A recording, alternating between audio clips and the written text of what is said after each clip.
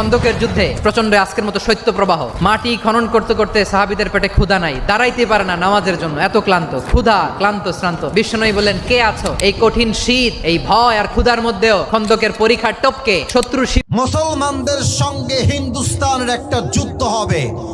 সেই যুদ্ধে হাজার হাজার মুসলমান বুকের তাজা রক্ত দেওয়ার জন্য, মাথায় কাফনের কাপড় বেঁধে হিন্দুস্তানকে মুসলমানদের থেকে বাঁচাবার জন্য এবং প্রত্যেকটা হিন্দুকে শিক্ষা দেওয়ার জন্য প্রত্যেকটা যুবক সেই দিন গজওয়ায়ে হিন্দে শহীদ হওয়ার জন্য বের হয়ে যাবে। ঠিক কিনা বলেন?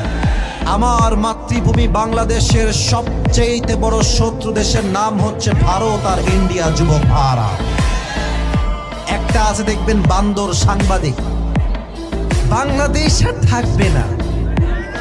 আছে না একটা বান্দর, নাম বলবেন? আছে না, আছে না, আছে না, আছে না। বেটা ভাবে যে আমরা তো সংখ্যায় কম, আর আমাদের তো প্রধান উপদেষ্টা ডক্টর ইউনূস সাহেব খুব ঠান্ডা মানুষ। বেটা, পানি যতই ঠান্ডা হোক